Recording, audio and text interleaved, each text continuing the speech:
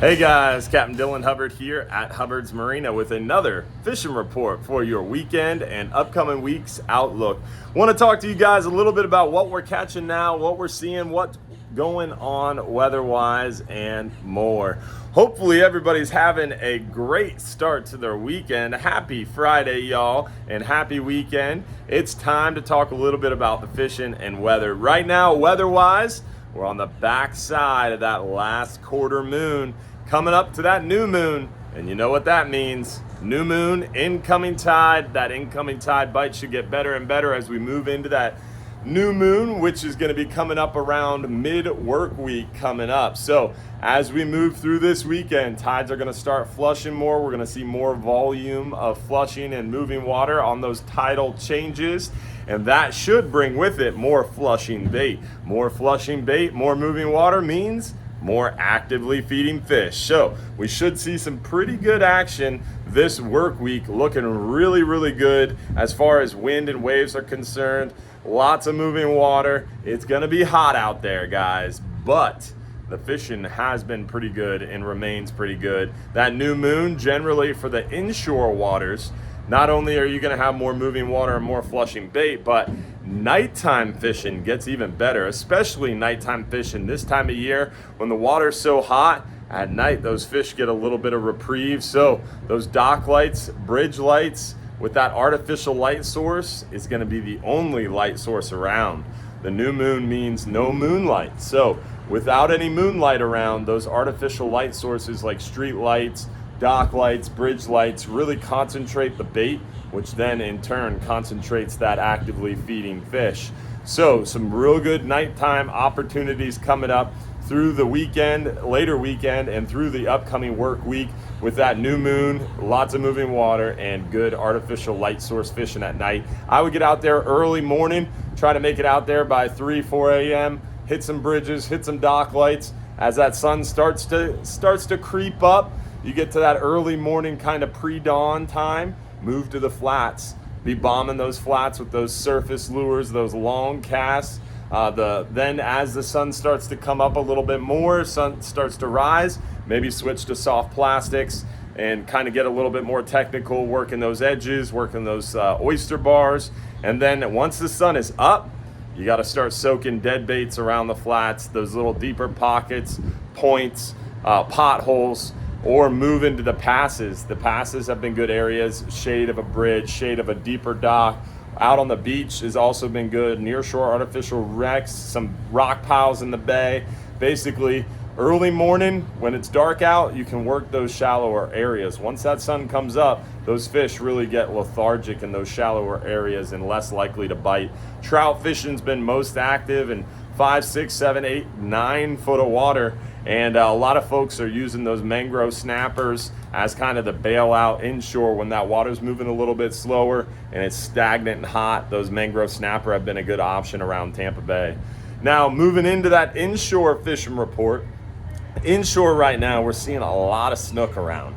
The snook have been absolutely just loaded inside Johns Pass. We're seeing a ton of snook around all the docks in the morning.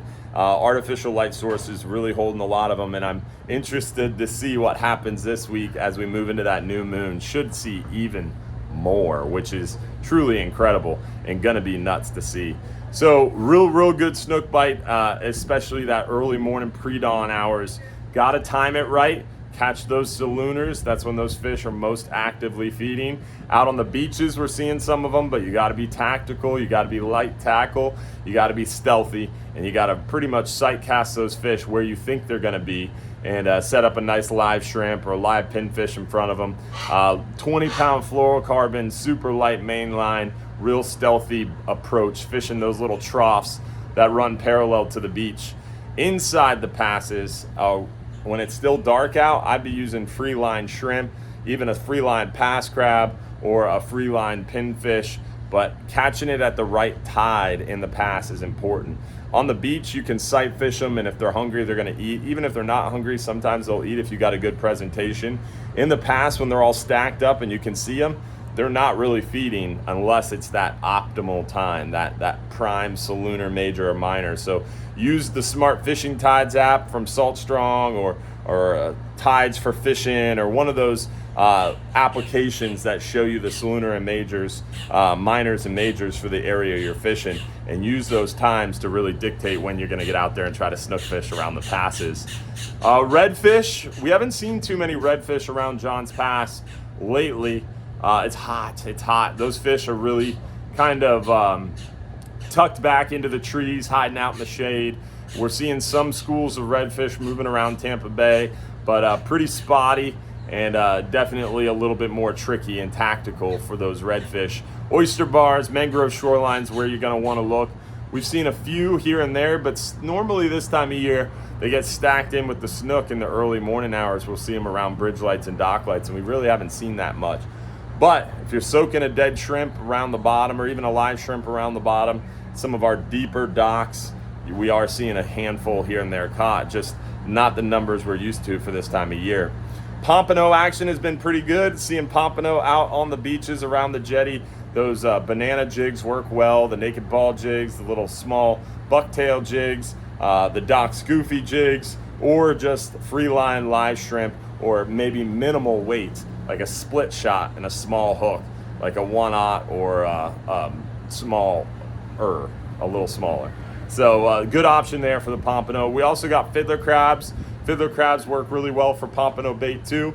We're seeing a handful of flounder on those edges, those potholes, those cuts, especially around the islands inside Johns Pass. Some good areas to kind of find those ambushing flounder. Soft plastics, real slow above the bottom. I love a DOA shrimp for them personally, but if you're working a really slow sinking twitch bait, like the Mirrodines, you can sometimes get them that way too, but definitely a little bit trickier on the flounder.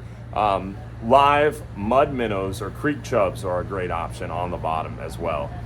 Then we're seeing some pretty good action around tarpon fishing too. A lot of guys catching tarpon around Johns Pass. This morning there was a ton of tarpon rolling. This new moon should definitely have them pretty active.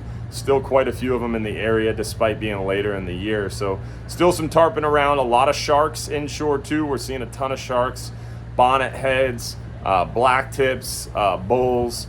A lot of shark action to be had in the passes, around fishing piers, on the beaches, virtually anywhere, even upper Tampa Bay. You got a good shot at finding a shark if you got a big piece of stinky dead bait.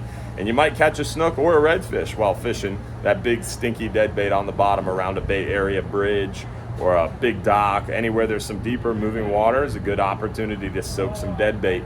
And you might get one of those big predatory fish to come up and chase it. Or not chase it, but eat it. Near shore right now, we're seeing some good action. Captain Frank's going to do a little near shore report for you. Talk a little bit about the 10-hour, the half day. We're doing pretty good, catching some nice gray snapper, and we're seeing a handful here and there of the hogfish. We are still seeing some pretty decent numbers of lane snapper in shallow. You got a chance for even a yellowtail, which is strange. And occasionally some mahi-mahi near shore as well. So we're gonna have Joe talk about the offshore report here in just a minute. Super light loads right now. Some great opportunities to get out there on the 12-hour extreme, 39-hour trip before red snapper season ends August 24th. Then September 1st, we have gags open. So really good opportunities, lots of trips and lighter loads. Kids are back to school now, so things are slowing down. Good opportunity for you to get out there on the water, take advantage of it. Just make sure you come hydrated and stay hydrated. Hey guys, just want to talk a little bit about how we're doing on that 10-hour trip. Well, it's hot out there, and we've already been over that, and everyone knows that. It's like the hottest July on record. But we're still catching fish. We're getting some, lanes and vermilions. We got keeper scamps, hogfish, and mangroves on the last trips. We've been doing the double snell hooks. We've also been cutting our sardines, or actually the threadfin herrings, into small chunks. That's been working really well, actually. Some people are doing the double snell thing, the old school, and that works, always well if you know how to do it.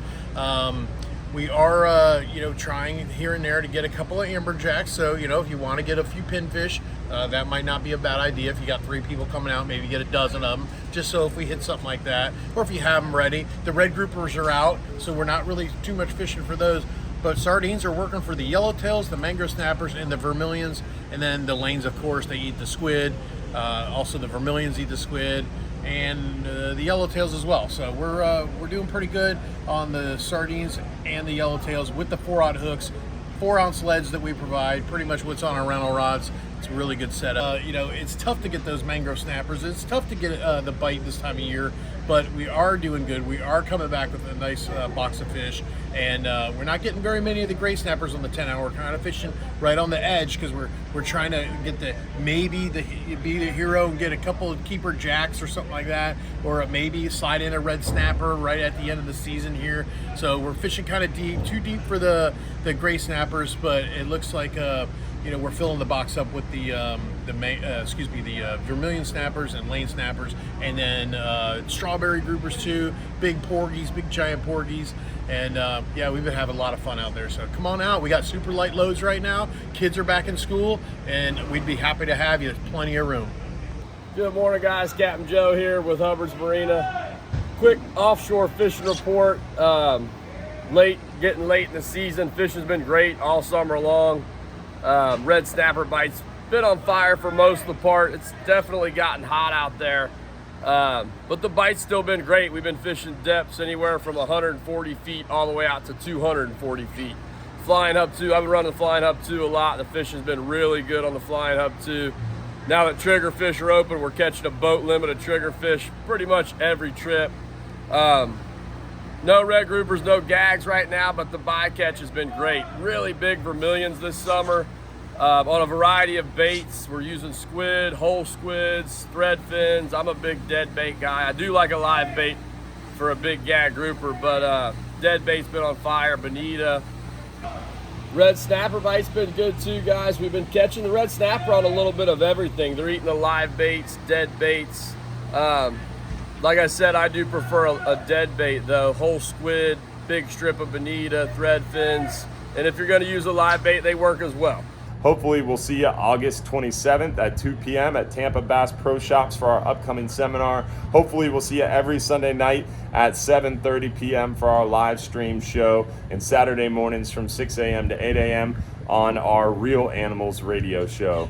Y'all have a great day. Thanks for watching our fishing report. Hopefully we'll see you out here on the water soon. Don't forget, if you're too busy to go fishing, you're just too darn busy. Hopefully you'll get a chance to come see why Hubbard's Marina was voted the #1 fishing charter in the country. Y'all have a great day. Thanks for watching.